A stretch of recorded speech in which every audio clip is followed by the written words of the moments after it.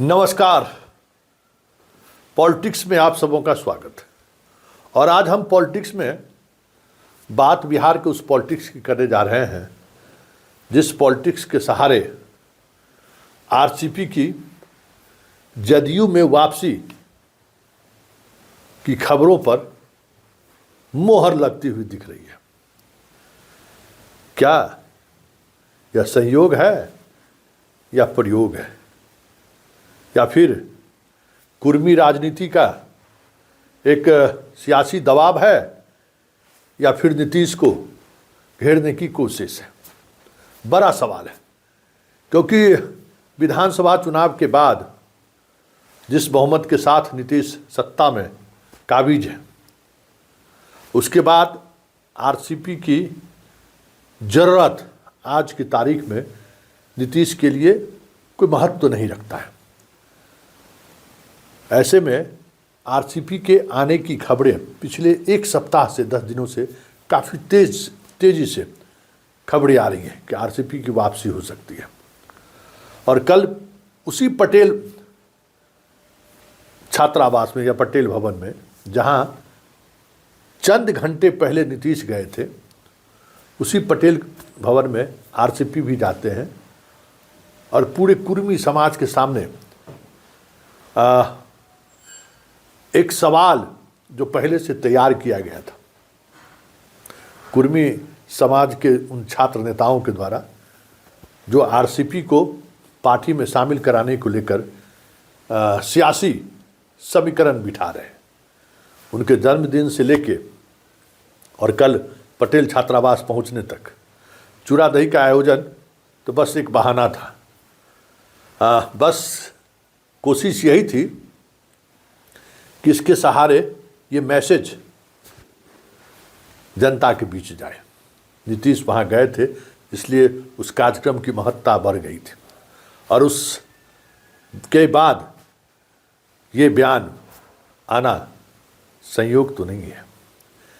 कुर्मी की एक पूरी लॉबी आरसीपी को पार्टी में शामिल कराना चाहती है। ये चीज़ें अब दिखने लगी। जैसे निशांत के आने की बात हो रही थी ना, तो उसके पीछे जो फोर्स काम कर रहा था, लगभग वही फोर्स आरसीपी को पार्टी में शामिल करने को लेकर दिख रहा है। तो जरा देखिए आरसीपी कह क्या रहे हैं, क्योंकि अभी तक पर्दे के पीछे में ही सूत्रों के हवाले से खबर चल रही थी, जो एक पूरी तौर पर खबर को प्लांट करके चलवाया जा रहा था। मतलब कि ये माहौल बने कि आरसीपी की वापसी हो सकती है। हालांकि उस खबर के बाद जो बड़ा अपडेट देखने को मिला था कि मनीष वर्मा, जो कभी संजय झा से उस तरीके से सहज नहीं रहे, संजय झा से मिलने जाते हैं पटना आवास पर, और श्रवण कुमार जो दिल्ली आवास पर जाते हैं। ये दोनों अपने आप में संयोग नहीं है, क्योंकि ये दो तस्वीरें उसी वक्त संकेत देने लगा था कि आरसीपी को लेकर कुछ न कुछ पार्टी के अंदर चल रहा है। पार्टी के अंदर चले या नहीं चले, कुर्मी लॉबी जो एक मुख्यमंत्री के आसपास जो सुबह से लेकर शाम तक अलग अलग तरीके से अपना माहौल बनाते रहता है, उसकी कोशिश तो ज़रूर शुरू हुई है आरसीपी को लाने के लिए। इन तस्वीरों के सहारे समझा गया। लेकिन इतनी जल्दी आरसीपी का भी बयान आ जाएगा, ये थोड़ा सहज नहीं दिख रहा था। तो जरा सुनिए कि आरसीपी का बयान क्या है। असहयोग बस आप भी आ जाए हैं, क्या ये सहयोग क्या है इसका क्या? अच्छा ये बताइए, आपने संयोग बोला तो नीतीश बाबू के साथ तो मैं 25 वर्षों तक मैं रहा, और हम तो कई बार यहाँ आए, पहली बार नहीं आए, हम कई बार आए। और ये संयोग ये कहिए कि चूंकि आज यहाँ पटेल परिवार ने आयोजन कर रखा था, वो बिहार के माननीय मुख्यमंत्री हैं, बिहार के लोग उनको पसंद करते हैं, पटेल समाज ने उनको निमंत्रण दिया और वो आए, तो हम भी उनको इधर से धन्यवाद देते हैं। और हमें भी आमंत्रण दिया, हम भी यहाँ आए, हमको अच्छा लगा लोगों के साथ बैठ कर। सर, पटेल परिवार का कहना है कि नीतीश और आरसीपी एक। तो अच्छा ये बताइए, आपको कहाँ से लगता है कि हम लोग दो हैं? हम लोग तो एक ही है ना जी। देखिए, हम उनके साथ 25 वर्षों तक रहे, तो जितना हम उनको जानते हैं, जितना वो हमको जानते हैं, कोई जानता है क्या? खमास बाद आरसीपी सिंह जदयू ज्वाइन करेंगे, ये तो आपको पता चलेगा। सर एक सवाल सर, हाँ, जिस तरीके से देखा जाए गरीबों को घर तो आपने सुन लिया, मतलब अपने 25 वर्षों की रिश्ता की वो दुहाई दे रहे हैं और यहाँ तक कह रहे हैं कि मैं जितना उनको जानता हूँ या वो मुझे जितना जानते हैं कौन दूसरा जानता है। 25 वर्षों का हम लोगों का रिश्ता है। लेकिन बीजेपी के मंत्री मंडल में शामिल होना और फिर से राज्यसभा का ना जाना और उसके बाद आरसीपी को लेकर जो एक पार्टी के अंदर चीज़ें सामने आई, उसकी संपत्ति की जांच की बात, बेटी दामाद को मुख्य धारा से अलग हटाने की बात, बहुत सारी चीज़ें ऐसी आई और उसमें आरसीपी का बयान, नीतीश कुमार को लेकर मिटाने तक का बयान, कई तरह के बयान भी उनके आए जो बहुत ही आपत्तिजनक था। लेकिन ये बयान स्वाभाविक तो नहीं हो सकता है, क्योंकि अब वो भी हारे हुए खिलाड़ी हैं। उन्होंने भी अपनी हैसियत देख ली कि अपनी बेटी को भी चुनाव जिताने की स्थिति में नहीं है, उसकी जमानत बचाने की स्थिति में नहीं है। बिहार के नेता की तो बात छोड़ दीजिए।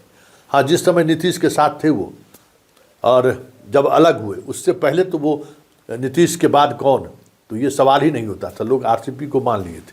लेकिन इस 4-5 वर्षों के दौरान इस बीच में कई लोग आए हैं, मनीष वर्मा हैं, श्रवण कुमार हैं, संजय झा हैं, बहुत सारे ऐसे लोग हैं जो उनके साथ जुड़े हैं और उसके बाद फिर तो वो स्पेस ही नहीं बचा है जिस स्पेस को फिर आरसीपी आकर भरना चाहते हैं, क्योंकि अब तो बहुत सारी चीज़ें बदल चुकी हैं और उस बदलाव के बीच आरसीपी का आना, कोई ये पार्टी तो कुर्मियों की पार्टी तो है नहीं, नीतीश कुमार कुर्मी के तो नेता है नहीं, या फिर कुर्मी के सियासत के सहारे बहुत कुछ सराहा भी नहीं जा सकता है।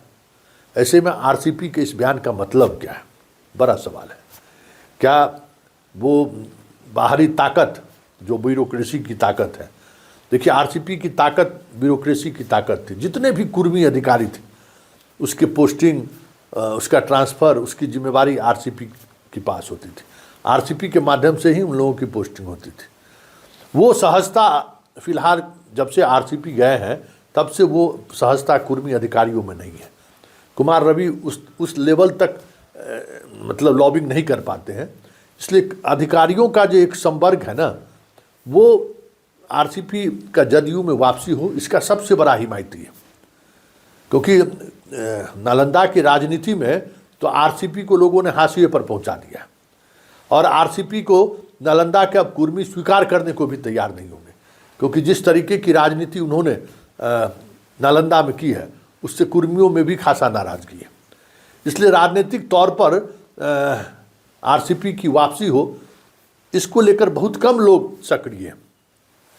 प्रशासनिक तौर पर जो अभी तक मलाई खाते रहे हैं कुर्मी के नाम पे, वो जरूर चाह रहे हैं कि आरसीपी की वापसी हो। ऐसे में नीतीश कुमार जो अक्सर कहते हैं कि मैंने अपने जीवन में सबसे बड़ा अगर भूल किया और तो वो आरसीपी पर, उन पर हमने भरोसा किया, हद से ज़्यादा भरोसा किया। लेकिन इस उम्र के पड़ाव में नीतीश कुमार अपने पुराने उस बयान या उस दर्द पर बने रहते हैं, ये देखने वाली बात होगी। क्योंकि हाल के दिनों में उन्होंने एक बार पूछ लिया था कि अरे आरसीपी कहाँ है, मतलब उस मना स्थिति में आप समझ जाइए कि जिस समय में उनकी चर्चा हुई होगी। तो एक प्रेशर ग्रुप है जो अधिकारियों का ग्रुप है, वो चाहता है कि आरसीपी आ जाए।